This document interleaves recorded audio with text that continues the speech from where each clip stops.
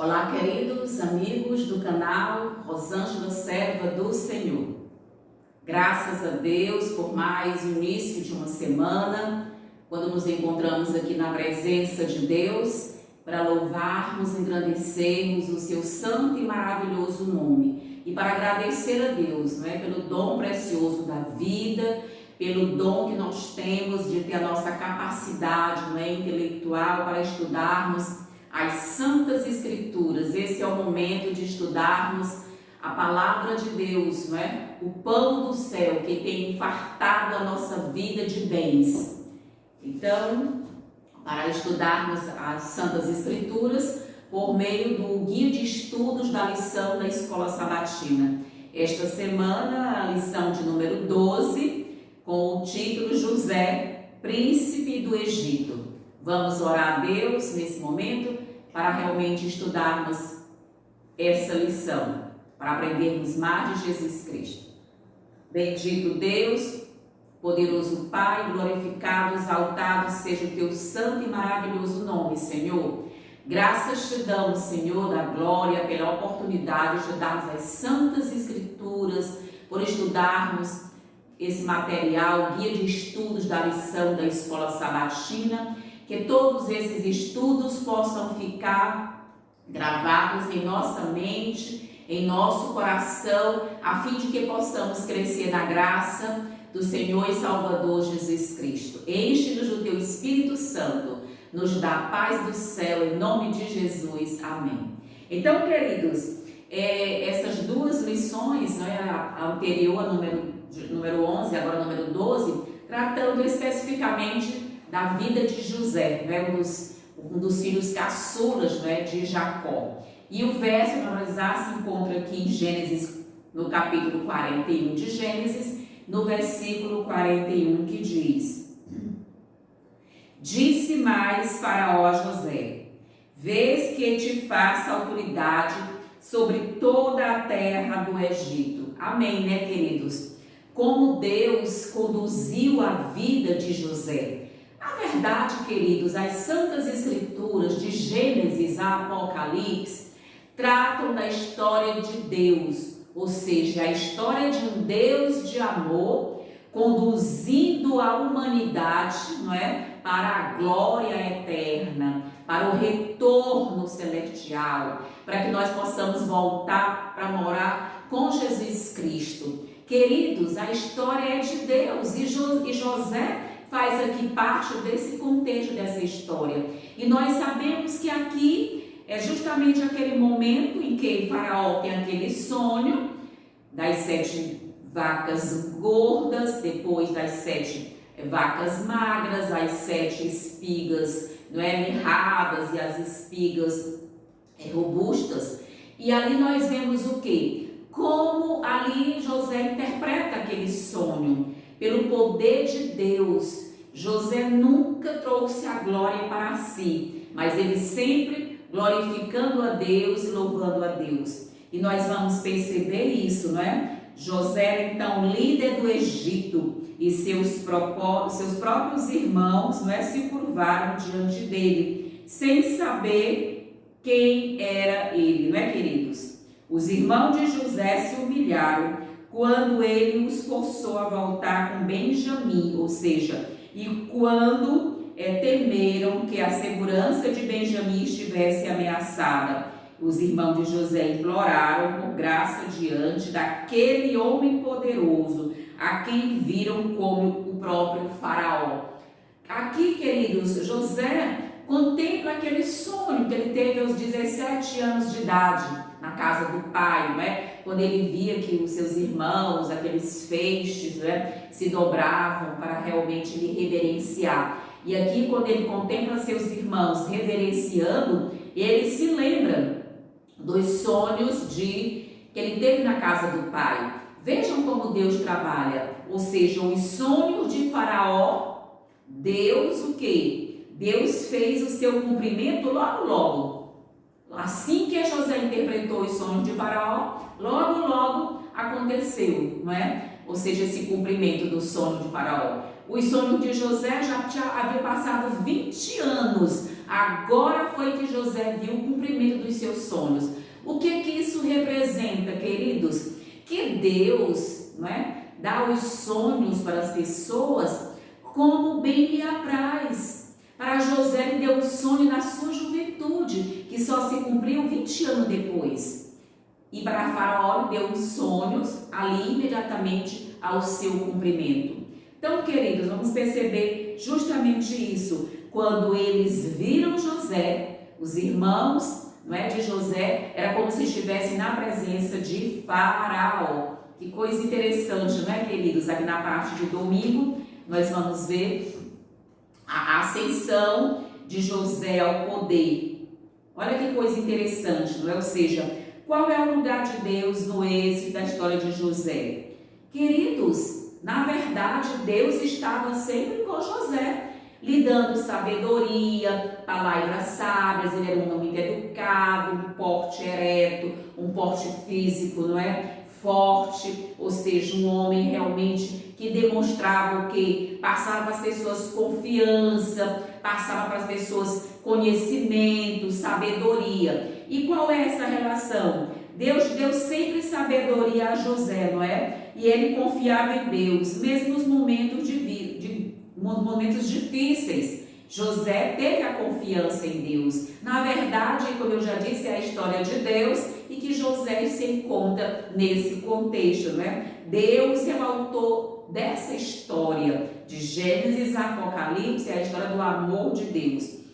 Faraó indicou José para assumir o comando não apenas porque tivesse interpretado corretamente seus sonhos e revelado o futuro problema da terra, mas porque tinha uma solução para esse problema, porque seu conselho agradou a Faraó, ou seja, a opinião também foi compartilhada pelos servos de Faraó. Todos entenderam que aquele homem, aquele jovem que interpreta o sonho e ainda apresenta a solução para o problema, isso era de muita riqueza, de muita sabedoria, com muita propriedade. Faraó entendeu que José temia a Deus, ou seja, porque Faraó era chamado Deus do Egito, eles eram considerados como deuses, mas aqui Faraó percebeu que existia o que? Um Deus acima, não é, da sua deidade terrena. E ali ele constitui José para ser o que? O governante do Egito, para colocar em prática a solução que ele mesmo apresentara. E nós vamos entender a seguinte questão: a escolha de Faraó parece ter sido mais pragmática do que religiosa. Ele viu ali a praticidade, ele queria solução para o problema que viria. 7 anos de abundância, a posteriori 7 anos de fome. E como José deu soluções administrativas, como é que ele deveria constituir vários líderes, né? Preparar os celeiros para juntar a quinta parte, né, de tudo que for produzido durante esses 7 anos, essa solução administrativa também agradou a Faraó. Ali era o quê? Sabedoria de Deus na vida de José. José não tinha aquelas ideias se não fossem o quê? As ideias dadas por Deus em sua mente. E ainda ele reconheceu que a presença do Espírito de Deus estava em José.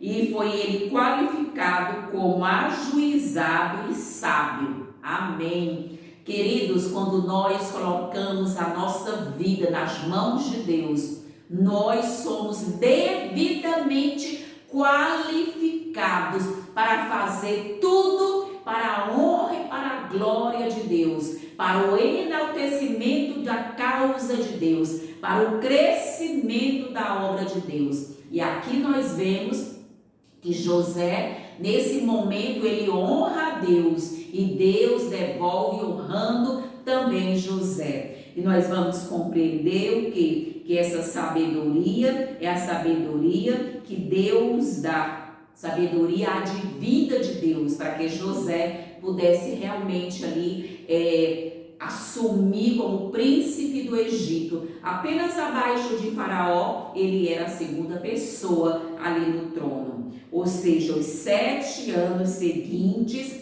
foram de abundância de tal forma que a produção de grãos se estendeu além das medidas. Olha que Deus maravilhoso, não é? Sinal de providência sobrenatural. A comparação com a areia do mar revela que essa era uma bênção de Deus, ou seja, foi Deus quem abençoou ali, porque a produção dos grãos durante aqueles 7 anos de bonança, de paz, de fartura, em que a terra iria produzir os seus grãos, ou seja, foi uma abundância fora do comum. O Egito nunca havia visto uma produção tão intensa, que até não existiam celeiros para guardar os grãos. Ou seja, foi necessário que as cidades recolhessem a 5ª parte, não é, de cada produção, e que tivessem ali alguns empregados, né, alguns servos, para realmente tomar de conta dessa produção. Vejamos o que Ellen White comenta aqui, queridos, algo assim muito significativo que ela vai realmente aqui ressaltar nessa lição. Nós vamos ver que a parte desempenhada por José em relação às cenas da sombria prisão foi afinal a que o ergueu a prosperidade e honra. Deus pretendia que ele obtivesse experiência por meio de tentações, adversidades, vicissitudes, não é, queridos, a fim de prepará-lo para ocupar uma posição exaltada. José precisava passar pelo aquele sofrimento que antecedeu a sua ascensão a príncipe do Egito, porque ele precisava tirar aquele era mimado, né, tirar suas impressões e saber que Deus estava no comando da sua vida. José levava sua religião para onde quer que ele fosse, e esse foi o segredo de sua inquebrantável fidelidade. As pessoas às vezes querem uma religião dentro da igreja, elas não querem manifestar a sua fé em Deus, a sua crença em Deus fora da igreja ou fora do lar. Elas têm vergonha, não é, de admitir que elas são cristãos, que elas são adventistas do 7º dia, que elas admitem guardar o sábado. Queridos, nós temos que confessar Jesus. Aqueles que vão confessar Jesus como seu Salvador pessoal, Jesus também vai confessar o nosso nome diante do seu Pai. Aquele que recebe a Cristo por uma fé viva tem nítida ligação com Deus e é um vaso de honra. Leva consigo a atmosfera do céu, que é a graça de Deus, um tesouro que o mundo não pode comprar. Aquele que está em viva ligação com Deus, não é isso, queridos? Olha que coisa interessante. Pode estar em posição humilde, contudo seu valor moral é tão precioso como o de José e de Daniel, que foram reconhecidos por reis pagãos como homem em quem havia o Espírito de Deus. Amém. Oxalá também a nossa existência as pessoas possam reconhecer que em nós existe o Espírito de Deus. Esse é o que nós mais almejamos, não é isso, queridos? Os irmãos de José o venderam como escravo e temiam que Deus planejasse puni-los, permitindo que se tornassem também escravos.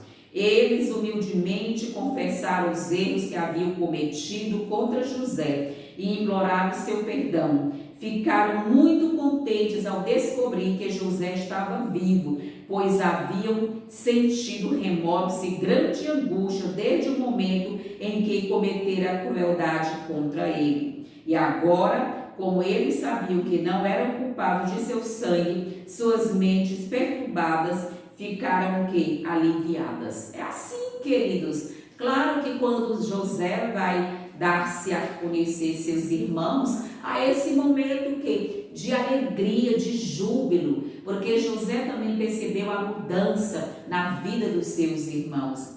José viajou por toda a terra do Egito, ordenando a construção de imensos depósitos, ou seja, celeiros, e usando sua mente lúcida e excelente julgamento para ajudar nos preparativos para garantir o alimento, algo que era necessário para os longos anos de fome. Por fim, Os 7 anos de abundância na terra do Egito terminaram. Começaram 7 anos de fome, como José havia predito, e havia fome em todas as terras, mas em toda a terra do Egito havia pão. Que coisa maravilhosa, né, irmãos? Nas mãos de um homem de Deus, Deus proveu o quê? A salvação para um remanescente. É assim que Deus sempre trabalha. Cada vez que Deus prepara um remanescente, Ele tem para esse remanescente uma comissão, ou seja, um chamado, uma missão. E nós somos o remanescente do século 21. E Deus tem uma grande missão para cada um de nós. E nós vamos compreender aqui algo interessante.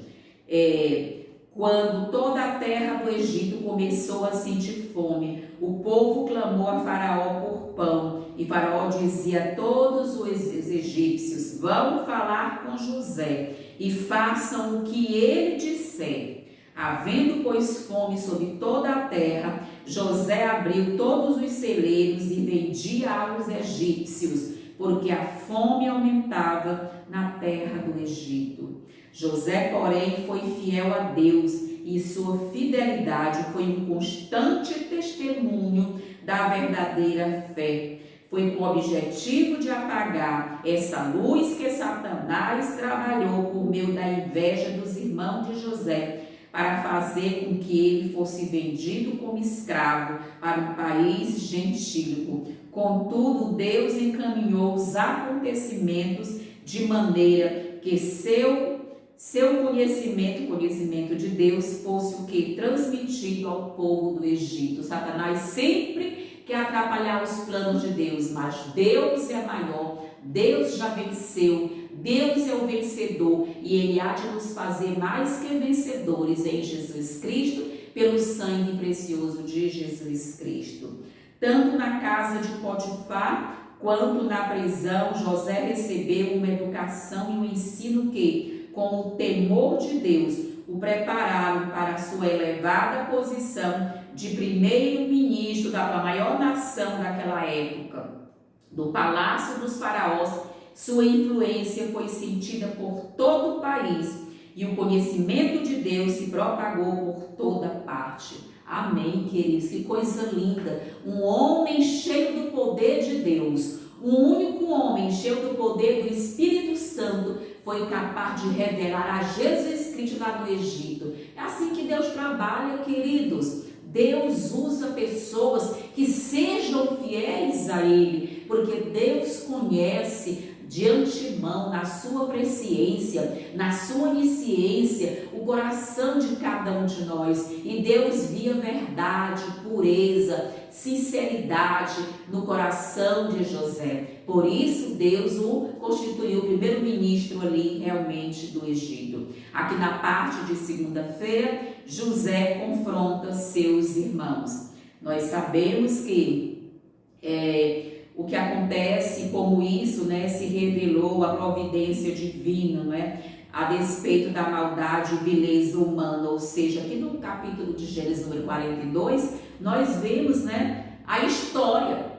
Nós vamos perceber essa história, ou seja, que os irmãos de José também estavam passando por privações, estavam com fome. E ali Jacó foi obrigado a despedir os filhos para irem para o Egito em busca de alimento. E os irmãos de José eles foram ali para comprar comida, ou seja, devido a essa fome, José os reconheceu imediatamente, e lembrou-se de seus sonhos, ou seja, José viu o cumprimento dos seus sonhos. José viu o cumprimento do sonho também de Faraó nos 7 anos agora que iniciava aquela fome. Ou seja, a fome obrigou José, aliás, a fome obrigou Jacó a enviar seus filhos ao Egito para comprar grãos. Ironicamente, foi Jacó quem iniciou o projeto de comprar os cereais. O infeliz ancião,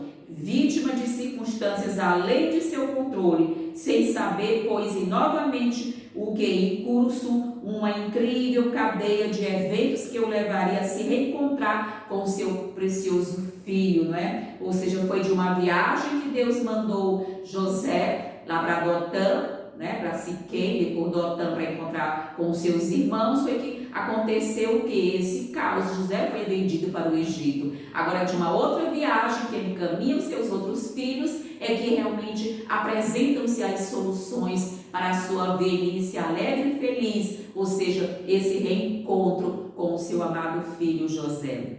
E nós vamos ver que coisa interessante aqui. O caráter providencial desse encontro é destacado por meio de duas circunstâncias fundamentais. Primeiro, ele é visto como a realização dos sonhos de José.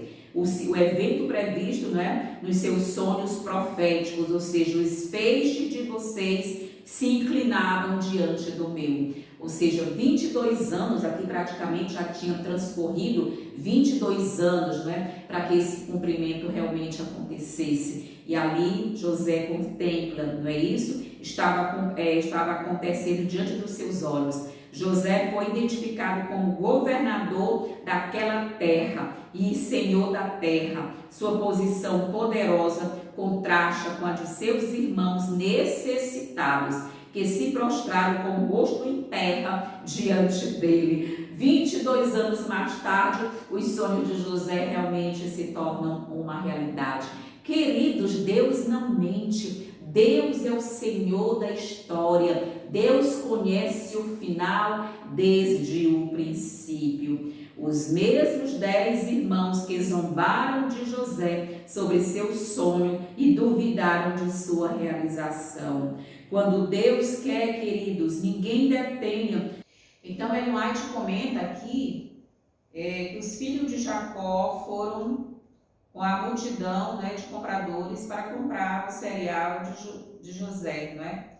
E eles se prostraram, ou seja, quando eles chegaram lá no Egito, os irmãos de José, os filhos de Jacó, se prostraram. Claro que imediatamente José se lembrou dos seus sonhos, não é? Seus sonhos acontecidos há mais de 20 anos atrás. E naquele momento veio à tona. O que é que isso mostra, queridos? O poder de Deus, não é? Deus é quem revela, Deus é quem dá os sonhos para as pessoas. E há uma promessa também de Deus, aqui no livro do profeta Joel, não é? No capítulo 2, no versículo 28, que no tempo do fim também nós teremos os nossos sonhos, não é? Vossos filhos e vossas filhas profetizarão, os velhos terão sonhos e visões. Queridos, essa é a promessa de Deus. E ali nós vimos o quê? Que José lembrou imediatamente daqueles sonhos do passado. Sonhos esses que seus irmãos, né, quiseram tanto fazer o quê? Não acontecer. Queridos, lembrando que Deus é quem está no comando da história. É Deus realmente quem determina o curso da história. Determina de que maneira, porque ele em sua onisciência ele conhece a história. Então é Deus realmente quem promove a história. E nós vamos perceber aqui, na parte de terça-feira, José e Benjamim, ou seja, depois que os irmãos voltaram para casa, não é, depois de muito tempo, quando os cereais acabaram, não é, Jacó estava relutando em deixar Benjamim ir com eles, não é, para essa viagem para o Egito. Por que aquele senhor exigia a presença não é, de Benjamim para comprovar a veracidade, não é, da história contada por aqueles filhos de Jacó? Claro que nós sabemos, queridos, que ali era a estratégia de José para perceber como é que estavam os seus irmãos, o seu comportamento. E nós vamos perceber que Jacó não poderia permitir facilmente a partida de Benjamim. Só depois de muitos dias, depois de muitos meses, quando realmente o alimento acabou, foi que ele permitiu que levassem seu filho. E ainda com a promessa de Judá. Queridos, Judá disse várias vezes: meu pai, os meus 2 filhos ficam aqui. Eu vou como fiador pela vida de Benjamim. Se alguma coisa acontecer com Benjamim, o Senhor pode matar os meus 2 filhos. Vejam aqui a compreensão de Judá, no sentido de dizer, não é, que já havia perdido um dos filhos de Jacó, no caso José, que ele pensava que estivesse morto, e agora levaria Benjamim, ou seja, os dois filhos da mulher amada, no caso Raquel, que havia morrido quando deu à luz a Benjamim. Queridos, Jacó estava muito triste naquele momento. Jacó sofreu muito com o desaparecimento ou com a suposta morte de José. Ele sofreu anos a fio, né? E ali naquele momento, então ele libera que Benjamim vá ao Egito com seus irmãos, ou então eles morreriam todos de fome, e pela palavra dada por Judá. E nós vamos perceber aqui que a ida de Benjamim para o Egito, no curso dos eventos, teve o quê? Teve uma função redentiva, redentora, ou seja, o fato de Benjamim ter ido para o Egito, não é? José teve a oportunidade de contemplar a mudança na vida dos seus irmãos. Eles eram outros irmãos, estavam amadurecidos, eles haviam se arrependido de tudo o que tinha realmente feito no passado, não é? Ou seja, a presença de Benjamim dominou os eventos. Quando todos os irmãos estavam diante de José, ele foi a única pessoa que José viu, ou seja, José, quando viu seu irmão Benjamim, ele ficou muito feliz. Ali ele pôde dar vazão aos seus sentimentos, a alegria, o seu afeto, o carinho, o seu amor, por estar contemplando ali o seu irmão. Enquanto Benjamim é chamado pelo nome, todos os outros são chamados de o quê? Os homens, né? Os homens que estão na casa, não é? De José. E nós vamos perceber que José chamou Benjamim de meu filho, como uma expressão reconfortante de afeto especial, ou seja, a bênção de José referia-se à graça, ou seja, nós lembramos que como José pediu, né, merecer graça aos seus irmãos que não atenderam, mas ali José estava o tempo todo ali o quê? Percebendo realmente a situação, como seus irmãos realmente estariam tratando, no caso ali, José, como seus irmãos estariam tratando, não é? Ou seja, Benjamim. E ali, Ellen White comenta que é algo muito interessante para que a gente possa realmente assim compreender. Ela vai justamente dizer isso, não é? Quando os filhos de José, quando os filhos de Jacó estavam prestes a deixá-lo em sua jornada, o pai fez uma grande bênção. Deus Todo-Poderoso lhes dê misericórdia diante do homem, para que restitua o outro irmão, né? E deixe que Benjamim volte com vocês. Quanto a mim, se eu perder os filhos, sem filhos ficarei. Jacó não imaginava a alegria que lhe estava proposta, não é? Diante de seus olhos, poucos dias depois. Queridos, Jacó teve uma velhice ditosa, abençoada. Deus cuidou das cães de Jacó, da sua velhice, assim também como cuida de todos nós. Então os homens pegaram os presentes, o dinheiro em dobro e Benjamim, e levantaram-se e foram ao Egito e se apresentaram diante de José. E quando José viu Benjamim com eles, mal pôde conter seus sentimentos de amor fraternal. Ele deu instruções para que fizesse os preparativos a fim de que seus irmãos jantassem com eles. José preparou toda aquela situação para analisar bem próximo dele a situação de como seus irmãos iriam reagir em detrimento do tratamento dispensado a Benjamim. José estava o tempo todo ali testando, não é isso, seus irmãos.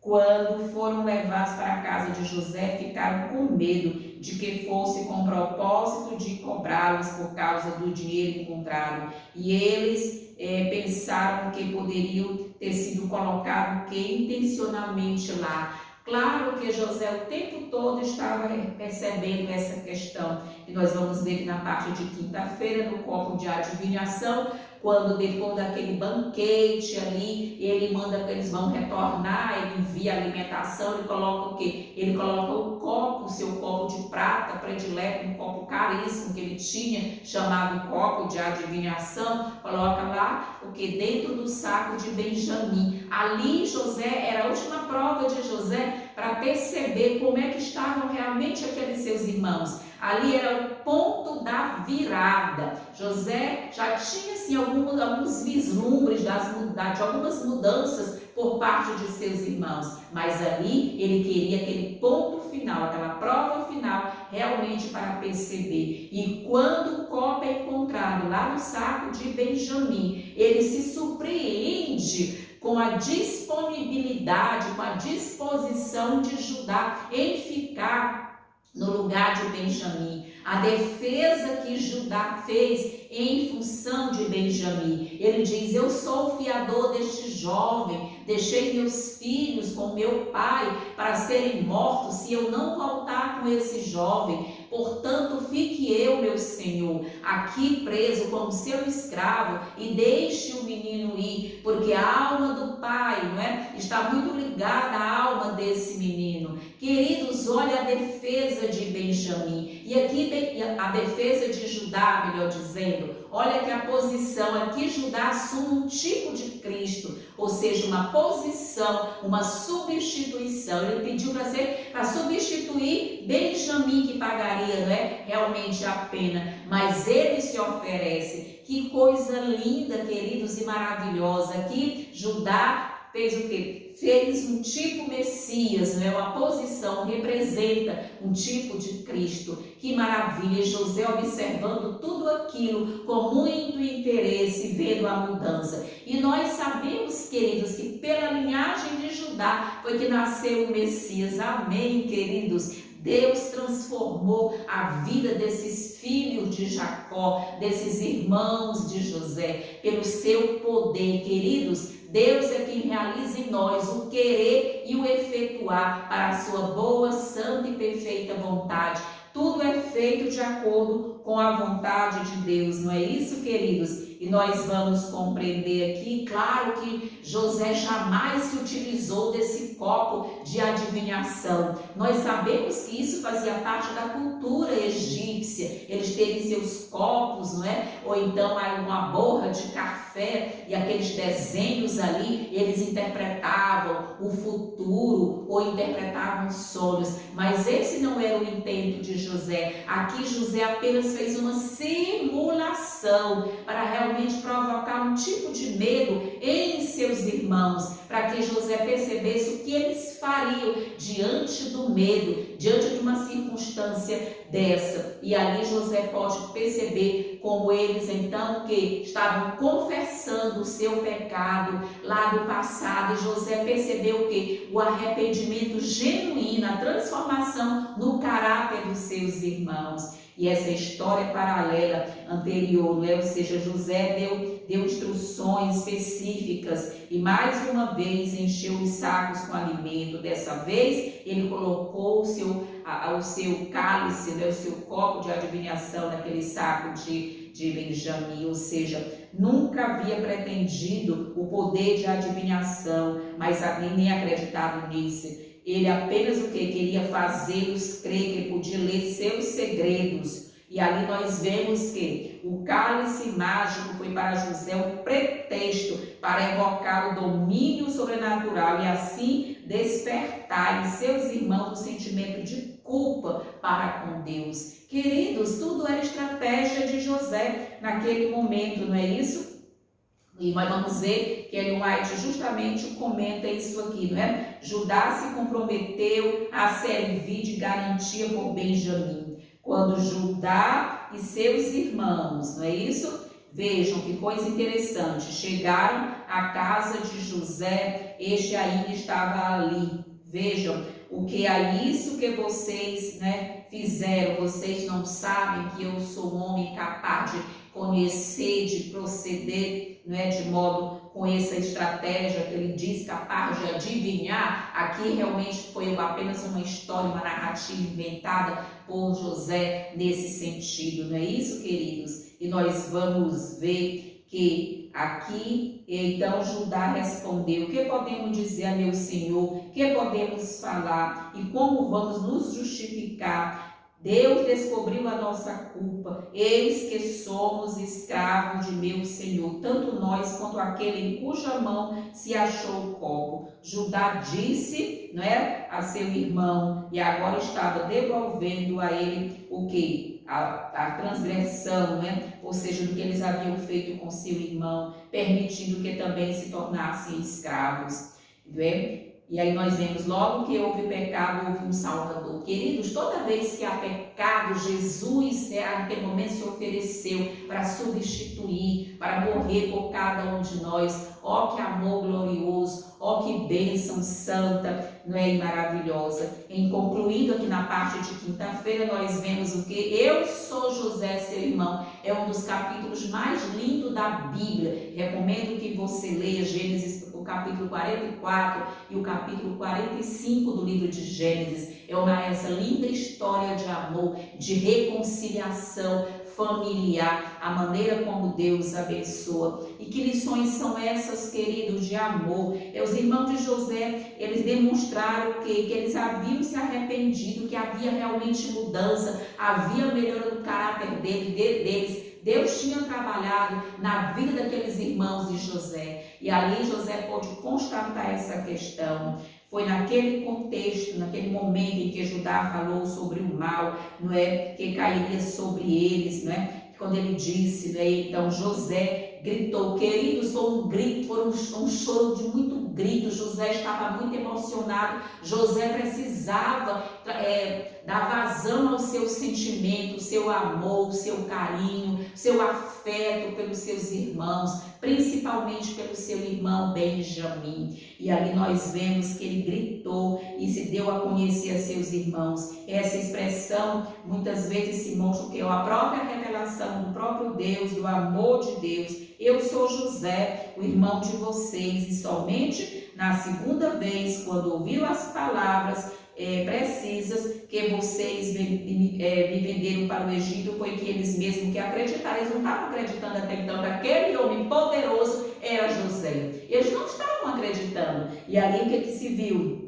É que José disse, Deus me enviou. José acalmou o coração dos seus irmãos, disse, meus queridos irmãos, não se preocupem, essa foi uma providência de Deus, foi Deus quem me enviou para realmente o que? Fazer com que sobrevivesse o que? Um remanescente, queridos. Toda vez que tem um remanescente, Deus tem uma comissão para esse remanescente. E nós somos um remanescente hoje, no tempo do fim, no século 21, nessa última geração sobre a terra. Nós somos o remanescente com uma grande missão, pregar as 3 mensagens angélicas, pregar Jesus Cristo, pregar ao mundo que Jesus está voltando nas nuvens dos céus, para que as pessoas possam realmente se arrepender. Essa é a nossa missão como remanescente do tempo do fim. E aí nós vamos perceber o que? Quando José abraça os seus irmãos, José não foi atrás de trazer a seus irmãos a culpa, de reviver o passado, trazer aquela história à tona. Não, queridos, ali houve perdão. E quando há perdão, deve haver o quê? Esquecimento dos atos cometidos. O perdão, ele traz o quê? Ele traz a paz ao coração daquelas pessoas. E ali José começou a escolher a terra de Gósen, né? Para que a sua família pudesse morar. José preparou as comitivas que iriam voltar a Canaã para trazer sua família, seu pai, seu querido pai, seu idoso pai. E ali, queridos, que coisa maravilhosa. Realmente a gente vai estudar na próxima semana essa última lição, que é assim, fascinante, maravilhosa. Vejamos aqui o que a Ellen White comenta. Ela vai dizer, José estava satisfeito, ele havia provado seus irmãos e visto neles os frutos do verdadeiro arrependimento por seus pecados, e ficou tão profundamente comovido que não pôde mais esconder seus sentimentos e pediu, não é, para ser deixado a sós com seus irmãos. Ele então deu vazão a seus sentimentos, há muito tempo reprimido, e chorou muito alto. Toda a casa de Faraó ouviu, todo o Egito ouviu o os gritos de José, o seu choro, aquilo tudo contido, reprimido em seu coração durante muitos anos. Seus irmãos não puderam responder de imediato, eles estavam espantados, eles não conseguiam realmente acreditar que o governador do Egito fosse seu irmão José, que eles invejaram a vida toda e teriam assassinado e por fim venderam. Todos os maus tratos para com o irmão passaram diante deles, especialmente seus sonhos, que eles desprezaram e trabalharam para impedir que se realizassem. Mas quando Deus se propõe, queridos, a realmente trabalhar na vida de uma pessoa, não existe nada que possa fazer o contrário, que Deus é quem pode todas as coisas. Ao ver a confusão de seus irmãos, José lhes disse: cheguem perto de mim. E eles chegaram. Então ele disse: eu sou José, o irmão de vocês, que vocês venderam para o Egito. Ele nobremente procurou tornar essa ocasião o mais fácil possível para os seus irmãos. Ele não trouxe censura, ele não trouxe repreensões, recriminações, não. Ele trouxe foi abraço de perdão. É assim que age o cristão, é assim que as famílias precisam ser unidas, reunidas pelo poder de Deus. Queridos, que história maravilhosa. Houve perdão, ali reconciliação. E nós também, muito em breve, estaremos todos nos céus, recebendo o abraço de Jesus, a reconciliação final, o abraço das famílias, dos redimidos do Senhor. Que o Senhor realmente possa nos ajudar e possa nos abençoar, nos transformando cada dia para a sua honra e para a sua glória. Em nome do Pai, do Filho e do Espírito Santo. Que Deus abençoe você e sua família. Que Deus abençoe cada um dos professores e professoras. Mais uma vez eu peço, se inscreva em nosso canal, faça realmente o que? Compartilhe esse estudo da Palavra de Deus. Realmente deixe o seu like, faça o seu comentário, para que Deus possa alcançar outros corações, para a honra e para a glória de Deus. Realmente que Deus possa abençoar cada um de nós, que Deus nos abençoe, em nome de Jesus, amém.